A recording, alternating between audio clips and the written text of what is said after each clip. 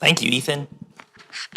I still have 50 minutes on the clock back here, so y'all tuck in. We're gonna spend them all. No. Thank y'all for being here tonight, and hopefully this sermon will be helpful to you in some way. It's certainly been helpful to me. I've been kind of putting it together for several weeks now. In 1 Corinthians 12, he starts off this thought. He wants to talk about spiritual gifts, but in the middle of that little intro he gives 1 Corinthians 12, he says this. He says, you know that you were Gentiles, carried away to these dumb idols, however you were led. And that's the New King James Version. That word dumb obviously really sticks out. I remember being a little kid and giggling when we read this verse, because that was something we weren't supposed to say at home. But Paul calls these idols dumb. It's fun to kind of think about the word. Apparently the word dumb in English, like ancient English, meant mute, which makes sense because what can the idols not do? Well, the idols can't talk, right? You have to talk for them. And it seems to be that's probably what Paul was really meaning when we have the word dumb here. However, there also is the German word dumb. And the German word dumb is exactly what you think it means. It means the opposite of smart. And what's funny is that when the King James translators wrote down this passage, they used the German version of the spelling to talk about these idols. So it's almost as if the translators were like, yeah, it's both. The idols are mute, and they're also not very smart. And thinking of those things, and I think Paul wouldn't necessarily disagree with that the idols are dumb, but I think throughout the entire Bible, we get a picture painted by God about what he thinks about our gods. And you know what God thinks about our gods? He thinks they're pretty dumb. And I think we can paint that picture, even though maybe that's not exactly the word that Paul was using here in 1 Corinthians 12. And what I'd like to do is really kind of start back at the very beginning in Genesis. Genesis shows us these idols, and it's very clear that even though God did not like them, they were very precious to people, and maybe a little abnormally precious to people, even of like personal possessions. It doesn't make sense. One of the first times we see a story with idols is, if you'll remember, it's the story of Rachel fleeing with Jacob, fleeing Laban, right? And what is Rachel willing to do to steal her father's idols and take them with her with Jacob? Oh, I mean, she straight up robs them from her father's house, right? She gets them, she sits on them, she's hiding them, and when Laban catches up to them, she lies about why he doesn't need to be searching through the tent. And so Laban's like, all right, okay. And apparently those household idols stay with Rachel all the way to the after return to Bethel story, and that's actually when Jacob goes and gets them and he gets rid of them. So they're very important to people. They obviously as well were important to Laban. Laban was about ready to kill somebody looking for those family idols. And when you read Genesis 31, I don't really get any other motivation of Laban hunting down Jacob except for the one given, which is he's looking for his idols, right? And I think certainly when we think of idols, our first thought is like these little wood carvings, gold carvings, whatever it may be. And if I saw one of those today, you know what Andrew would call it? Andrew would call it a knick-knack. Why we got these knickknacks all over the house? In the ancient world, they had these knickknacks, but they thought of them as idols. And they weren't knickknacks to them. They were their gods. And their whole identity, like we talked about this morning, the things that they believed, the ideas that they held fast to their hearts were attached to these idols. And I think that's probably why Rachel stole them. I don't think it was a greed thing. It may have been that she actually at that time had some kind of devotion to those gods. I think that changed. When she had Joseph, what did she say? Now I praise the Lord. And I think there is a change in Rachel. But I think there's still a lean to these pagans. Idolatry, in the traditional sense, was always a problem in the Old Testament. It's a problem in Genesis, and it's always a problem all the way to the very end of the Old Testament. We know that the only thing that really stopped the Jews from taking in idols and worshiping idols ultimately was the captivity. There's God problems all the way through Jeremiah, all the way to the destruction of Jerusalem, all the way to Ezekiel, like Sam read for us. But finally, after the captivity, they give up on these rocks. And now they become sort of this monotheistic society that Jesus and the other apostles grew up in, right? Now, does that mean, though, that they didn't carry idols in their heart? No, they still had idols in their heart. We know about those things. But the physical idols, they're finally destroyed by captivity. Idolatry is so strong for the Gentiles, it really took Jesus Christ to finish them, right? 2,000 years ago, all of our ancestors were worshiping some rock, some piece of wood. That's just the way that the world worked. And that was the most important part. That was sort of what their life was all about, is whatever idols or whatever gods they worshiped. What changed the world was Jesus Christ and the apostles' gospel. And now we don't live in a world much of anywhere on the planet that's lived in idolatry like they did back 2,000 years ago. So are idols a big deal? I think at first we think, well, not for us, but for our history and for the history of the planet as a whole, idols have always been a big deal. They were even a big deal back in Genesis. And certainly it took big, powerful things to finish them. And if we can hold on to that, idols were precious to people, but what did God always do? God liked to make fun of idols. And the Old Testament is full of these little quips from God making fun of the people's idols. And some of them are really, really funny. Now, a lot of our minds go to Elijah. And Elijah's on Mount Carmel with the prophets of Baal. And the prophets of Baal are crying out and cutting themselves and trying to get Baal's attention. And what does Elijah start telling them? Elijah keeps on asking, well, where's Baal, right? And even makes the joke in the New American Standard, it's not in the New King James, is he using the bathroom? Is that why he's not here? And it's just constant teasing and peckering the idols.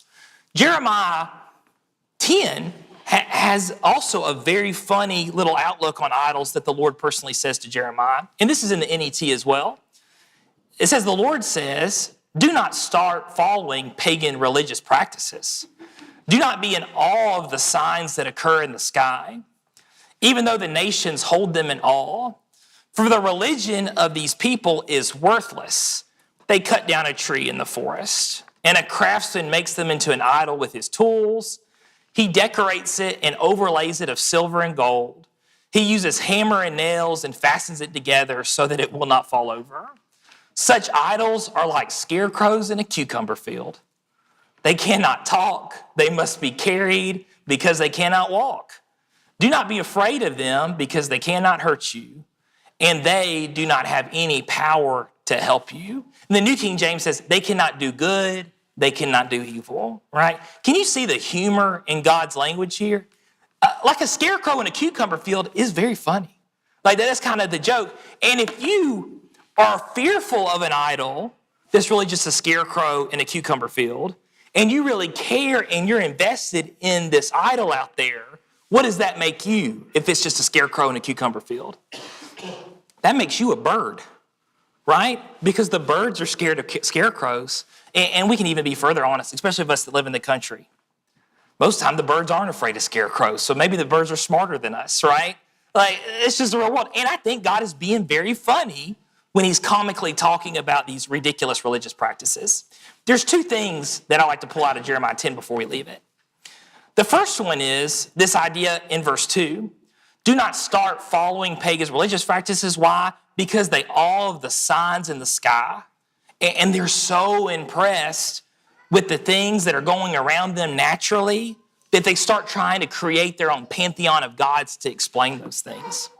When pagans were building up their gods and the things that they believed, they looked to natural things to explain them. Obviously, there's so many pagan gods that are associated with lightning and thunder. Why? Because that's a natural occurring thing, and they wanted something that they could attach to that, right?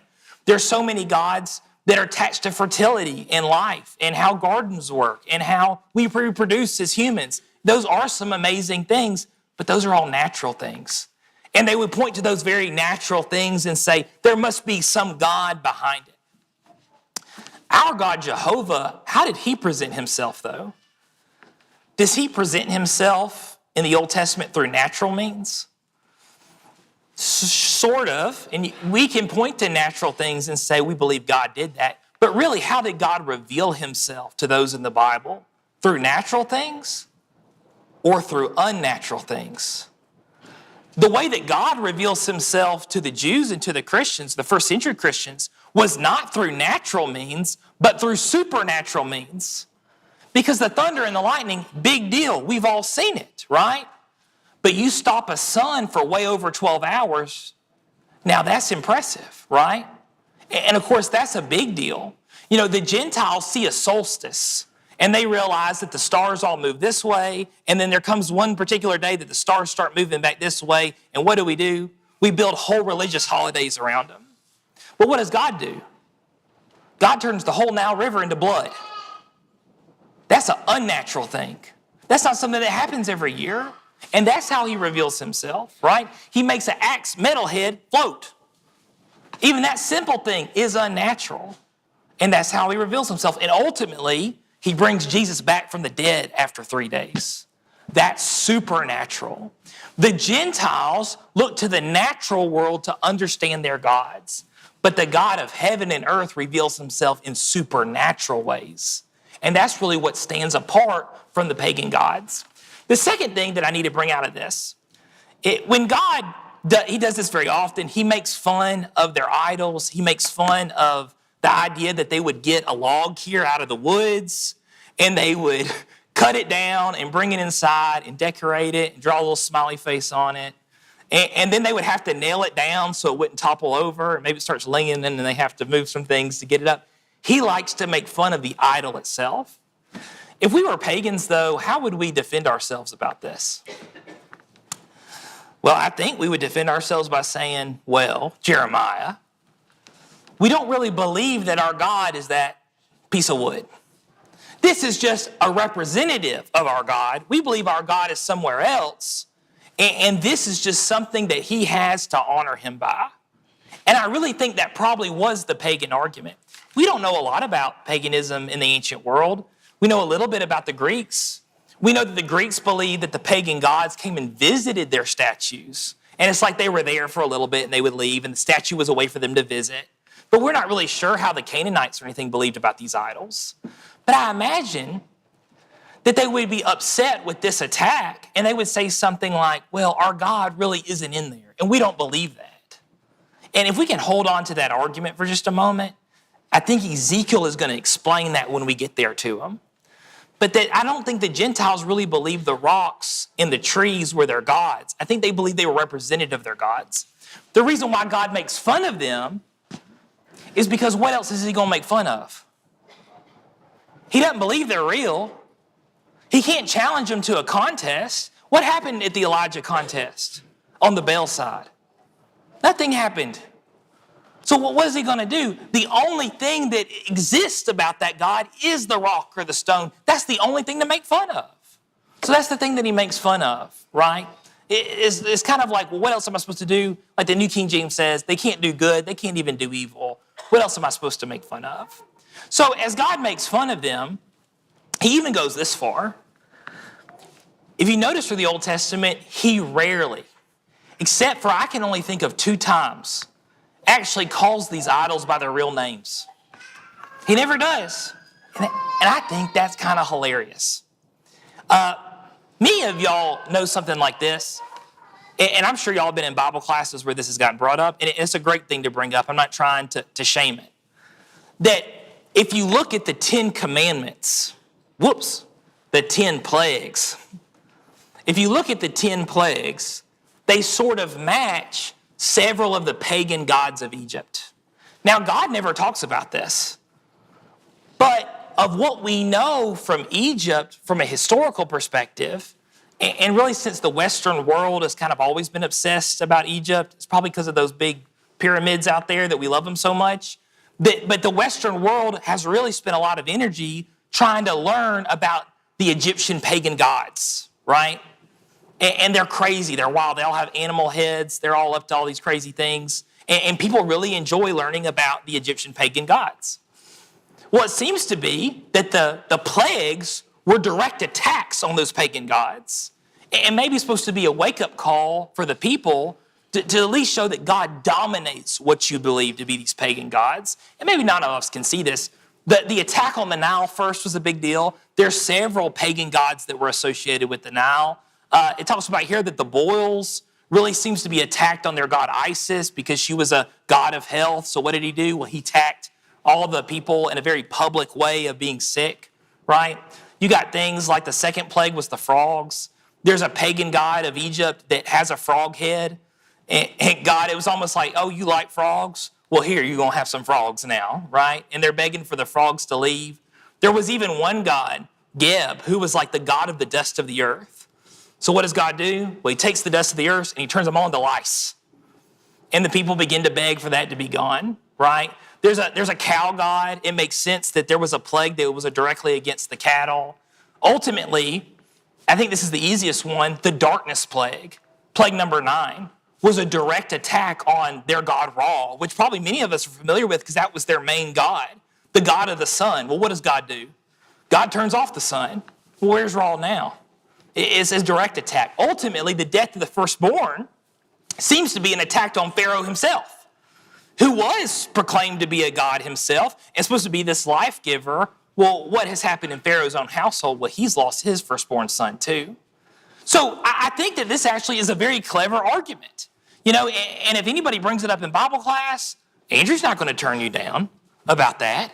It does, if anything, sort of give us some evidence that Moses actually lived in the setting that he claims to, and gives some credence to it does make sense why the 10 plagues were the 10 plagues that they were. It probably was a direct attack on their gods.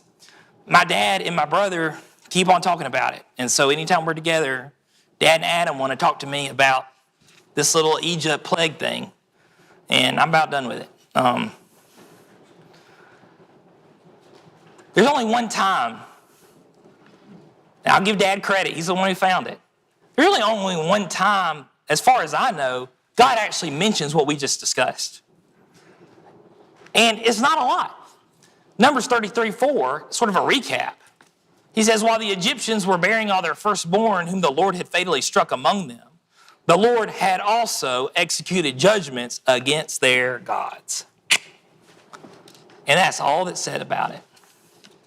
You know, I could probably write maybe a 20-minute sermon about that graph up there with all those pictures and how those things match those pagan gods. And you know what? We wouldn't read a lot, but I probably would enjoy talking about it. But how much does God talk about it? In this verse, it's an afterthought. You know, Moses could have spent the time, hey, let me tell you all this really neat thing. It seems like the plagues matched these different pagan gods. But how does Moses talk about it? Oh, the firstborn died, which is really the focus of the thought, is that people lost people. And it's an afterthought. And the Lord executed these judgments against their gods. And what I take from this idea is that God just doesn't really care about false gods. He cares about them so little, he doesn't even mention what he's doing to them, right? And that thought, in my mind, also goes into this thought. When we read the Old Testament, we know about the diversity of gods in the Canaanites, the Moabites, the Ammonites, later the Assyrians and the Babylonians, even later the Greeks and the Romans. They all have these very colorful, diverse, different pagan gods with all these different names and all these different stories. They all are shaped like different animals. It's all these wild different things that people can talk about and read about and study, and they really enjoy it. But what does God call them all? He calls like every single one of them Baal. Is Baal the name of all their gods? As I'm sitting right now, guys, I actually think Baal wasn't the name of any of their gods. That's just the name God called them all. And I think it's because he didn't care. He didn't even bother to name them because that's how little he cares about them, right? In the ancient world, there was a god named Baal Hadad, or Hadad. I don't know how the right way to pronounce it. And there's a little story about him. But that probably isn't necessarily the Baal that we read about in the Old Testament. The Baals of the Canaanites were one type of god, but the Baal that Elijah talks about to Jezebel must have been a totally different pantheon of gods because it was the gods of Tyre and Sidon. And the Baals of Assyria must have been even more completely different because they don't have to do with the Canaanite gods. But God names them all just the same thing. The word Baal just simply means Lord or master or king. That's the only thing that word means. And I'm pretty confident about that because there are times in the Old Testament that God or David will use the word Baal to talk about Jehovah. Now, you'll meet some internet head that'll try to tell you that this is this big contradiction that David calls Jehovah Baal. No, they haven't ever read a book. You know, it's very clearly stated that the word Baal just simply means Lord. And just like you and me have several different words for the word king, I can say the word king, I can say the word Lord, I can say the word master, I even maybe can say the word boss. You all know what I'm talking about. Sometimes I associate those words with God. Sometimes we associate those words with people. And I think sometimes here, even God associated those same words with the false gods, right? For David, he one time used it to talk about the Lord. Then David came to Baal Perazim and defeated them there, and he said, "The Lord has broken through my enemies before me like a breakthrough of waters." Therefore, he named that place Baal Perazim. Well, who's Baal in that context? Well, it's the Lord God. That's who he's talking about. Now, back when God would used to call him Baal all the time, and we see examples of that like in Judges 10, what does God mean when he says Baal? There might be some sarcasm here. Because, you got these little statues up on a hill, and what is God telling you to do? He's saying, oh, there are your lords over there. There are your kings over there. Why don't you go talk to them? And that's the very thing that he brings up in Judges 10:6. Judges 10:6, it says, the children of Israel again did evil in the sight of the Lord and served the Baals and the Ashtaroths. Don't freak out about the word Ashtaroth. If Baal means king, guess what Ashtaroth means? It means queen. So all he was doing is at least giving credit to the female version of the male gods, right? The male gods and the female gods. And then he says the gods of Syria, the gods of Sidon, the gods of Moab, the gods of people of Ammon, the gods of the Philistines. And they forsook the Lord and did not serve him. Who does God name, though? Even though he won't use the false gods' names. He will name you, though, won't he? And here in this passage, he's just very specific. He doesn't care about the Baal. He cares about it was Syria that was doing this. It was Ammon that was doing this. It was Sidon that was doing this. It was Moab that was doing it. It was the Philistines. And ultimately, he's telling the children of Israel, it was you doing it. Because he does name real people, but he doesn't give names to false gods. The more I think about that, the more I think it's actually kind of pretty cool about how little he cares. Do y'all have old men in your life that there are just some things they just don't care, or maybe we could say they couldn't care less any more about, and you kind of respect them for it? That there's just some things they just don't care about?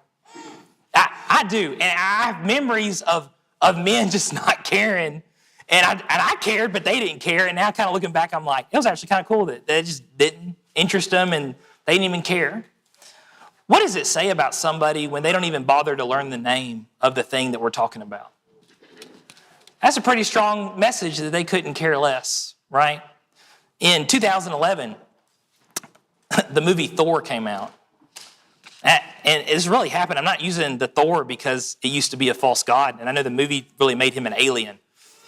But in 2011, the movie Thor came out. Me and my brother Adam wanted to go see it. So we were home, and I was like, hey, let's go see the Thor movie. All right, let's go.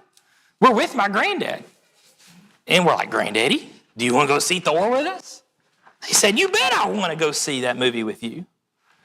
And you come to find out, Granddaddy couldn't care less about the movie. I think he just wanted to do something with us. And he was like, y'all are going to go do something, I'm going to go with you. So we get in the car, and here we go. All right, we're going to go see Thor. And we start trying to explain to Granddaddy about what it's about. Now, we haven't seen it. But I guess we had seen Iron Man, and we were trying to put some pieces together. We were trying to explain to Granddaddy about this movie he was about to walk into. Thor, Thor, Thor, Thor. We get up to the ticket counter. That old man looks this lady dead in the eyes and says, 1 ticket, please, for Conan the Barbarian.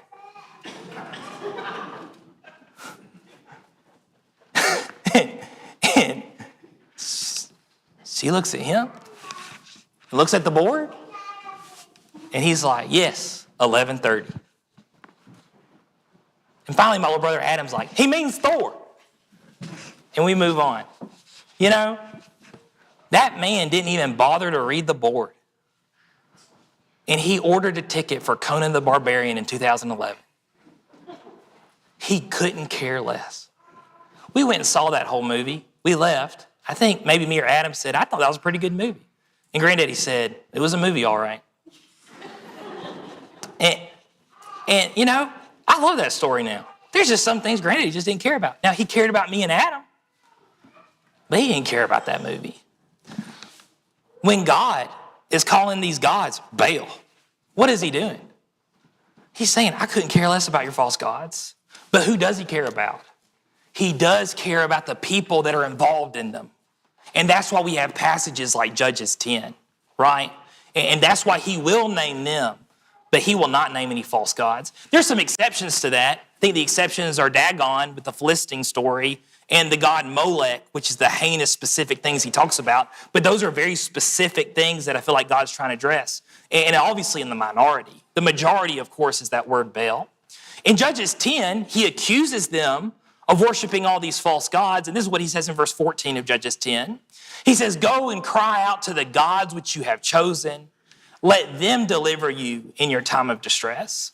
And here in Judges 10, I think is where he's really getting to the point and he's starting to get to the heart of the matter about what the issue with these gods are.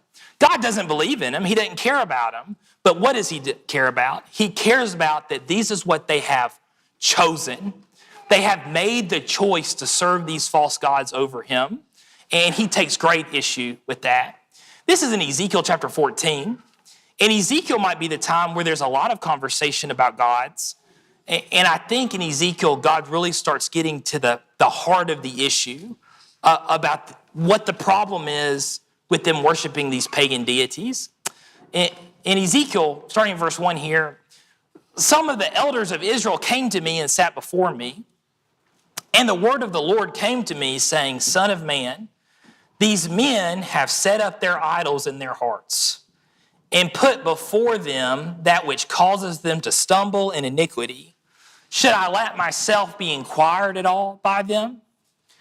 Therefore speak to them and say, Thus says the Lord God, every one of the house of Israel who sets up his idols in his heart and puts before him what causes him to stumble into iniquity, and then comes to the prophet, I, the Lord, will answer him who comes according to the multitude of his idols, that I may seize the house of Israel by their heart, because they are estranged by me, their idols, from me by their idols. All of a sudden in Ezekiel, and this is also used in Ezekiel 20, God starts using this phrase instead. He starts talking about the God of their hearts. Now, in 2025, if there's a preacher up here preaching and just uses the phrase, I'm talking about the God of your heart. What kind of gods do you think I'm talking about? Do you think I'm talking about like physical, like wooden idols like in the Old Testament? Or do you think I'm going to be talking about money or the love of this, the love of that, worldliness, something like that? If you heard a preacher in 25 say the God of your heart, you don't think he's talking about rocks and stones. You think he's talking about money or these gods that don't really have any kind of physical thing, but we obviously are devoted to them. What is Ezekiel talking about, though? Ezekiel says God of your heart, but he's actually talking about the wood and the stones. And that, in my mind, is incredibly interesting. Is there really a big difference between a God like money and a God like Baal? When I read Ezekiel 14 here, I don't think there's much of a difference. Because really, what could we both call Baal and money? We could call them a God of your heart.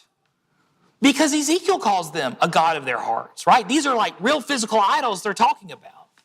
He's saying here, if a man here who has set up all these idols, are they allowed, God, to come and talk to me? And Ezekiel even adds this. He says, Lord, they have these gods because they enjoy to stumble in iniquity. You know, they don't necessarily enjoy what's doing right. They enjoy doing things that they know they can't do. So they've set up these little idols so they can accidentally fall into these evil things and then turn around and blame it on the idols. And we do things like that too. We know that there's certain people we need to stay away from, but we just try to give them like a few more chances or whatever, really just so we can find a way back into that problem. We know that there's things we need to stay away from, but what do? We don't totally get rid of it. We just kind of keep it around a little bit, and we will accidentally fall back into it again. Those are idols of the heart. We do the same thing. And what's God's response, though? Are they allowed to come to the prophet? God's response is, yeah, they are allowed to come to the prophet. Because ultimately, what does the Lord want to do? The Lord answers, according to the multitude of his idols, that I may seize the house of Israel by their heart, because they become estranged from me. God understands that idols, no matter if it's stones or matter if it's something that's like metaphysical, he all knows is a battleground of the heart. And it's him versus Baal. And really, as we go into Ezekiel, I think we come to realize it's not really God versus Baal. Who is it God versus? Because he doesn't believe Baal's real. It's God versus you in the battleground of your heart. Because ultimately, who is Baal? Baal's me. Baal's you. It's the Lord of your heart.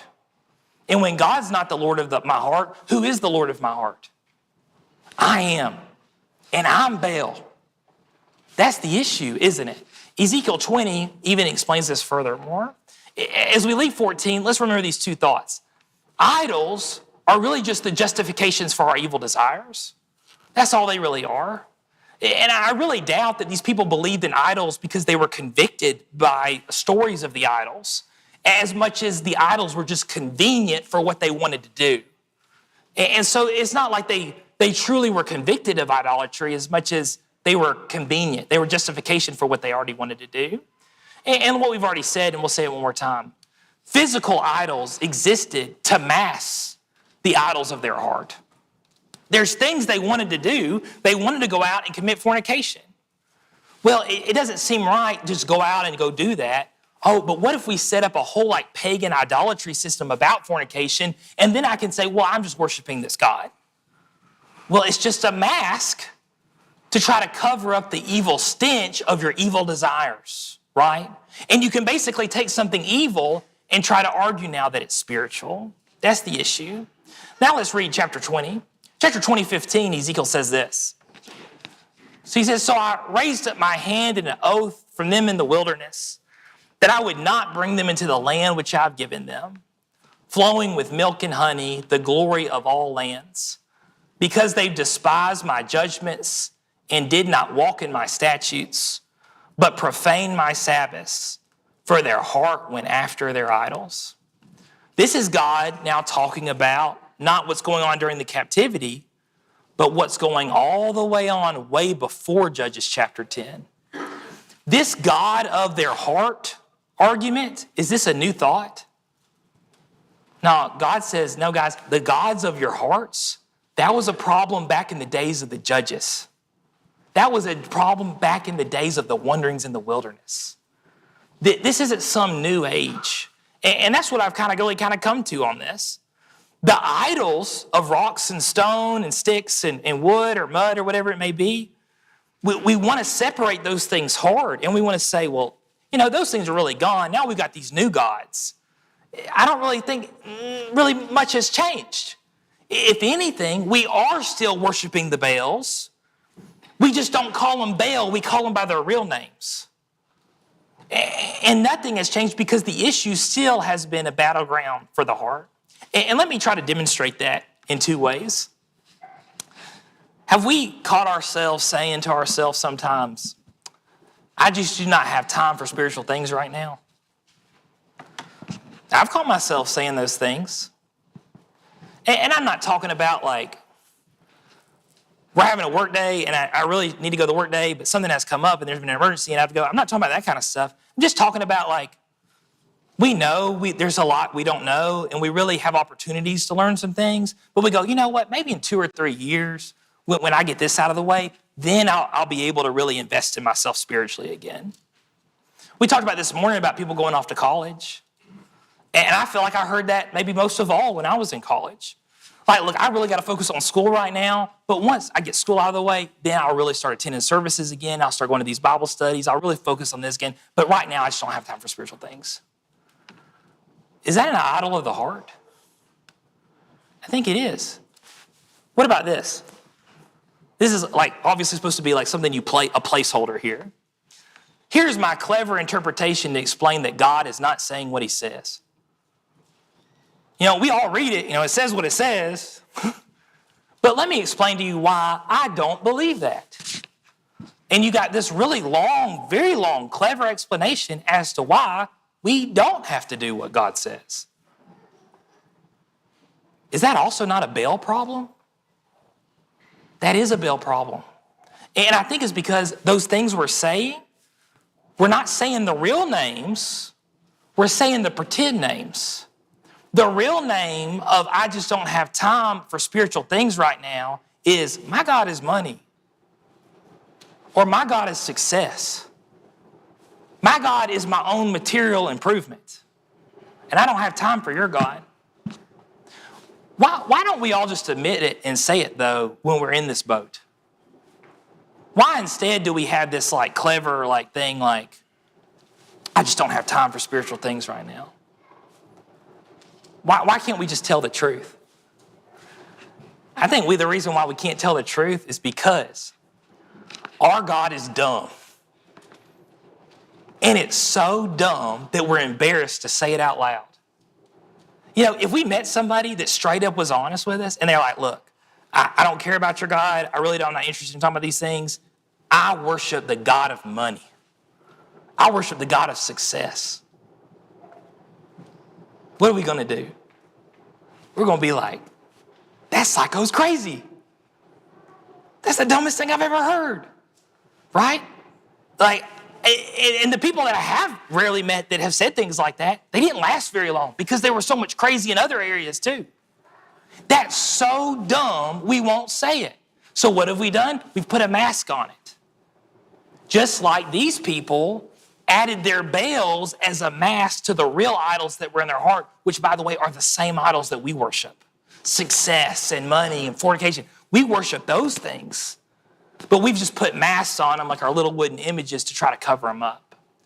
Instead of here's my clever interpretation as to why it doesn't say what it doesn't say, why don't we just say what it says here in verse 16?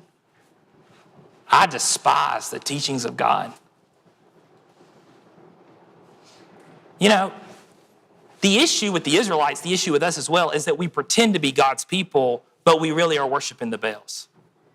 And that's what he's upset about here. Have you ever met a Christian that's just like, someone who calls himself a Christian, say to you, I despise the teachings of God? No, why? Because that God's dumb. That's dumb. We make fun of that. We'd be like, that guy crazy. So what does he have to do? Well, he's got to put a mask on it. And he's got to set himself up a little wooden image where he feels like he's got some kind of justification for what he's really doing, which of course is really going on in the heart, right? That's a dumb God. And let's face it, all of our gods are pretty dumb and not worth talking about. However, what's the solution in all this? The solution is the opposite of what God says the issue is. What if it said that they loved my judgments and they walked in my statutes and they kept my Sabbaths, for their heart went after me? Is that a dumb God? That's a pretty great God. That's a pretty great God. That's a neat God that's so neat that he fights these incredible wars against pagan gods and he didn't even bother to tell us about it because it's just chopped liver to him. That's the God that doesn't go in and explain all the gods of the Canaanites. He just names them all by some generic word, Baal, because he couldn't care less about them. That's the God that actually can do something. He speaks for himself. He is not some scarecrow in a cucumber field. You don't have to talk for him. You don't have to move him. He does those things himself. And if we can harness in, and we're going to harness it in our whole life, it's not going to be something that we just get done with and we move on. No, this is something that we deal with all the time, if we can just train ourselves to love his judgments and his statutes, to keep his Sabbaths, and I think maybe the closest thing is to keeping the practices that God has commanded Christians to do, and search after our hearts after him, then we will appreciate this God that is in no way dumb at all. Thank you for your close attention. And that's been very helpful for me these past couple of weeks, and I hope it's very helpful for you too. We have a wonderful and a great God. We have a wonderful and a great God that doesn't care about how many idols you have. And that was really the message of Ezekiel 14, right? Ezekiel's wondering, you know what if they have like 35 idols? Like, isn't that a little too much, Lord? Like, what should I even say to them? And God's like, no, I don't care about how many gods they have. If they want to come and talk to me, they're welcome to talk to me because I want to go after their heart. That God that talked to Ezekiel is the same God we have today, and he does not care how many idols you have. He wants a chance at your heart. If you're willing to give him that chance, please let us assist you if you'll come forward as we stand and sing the song.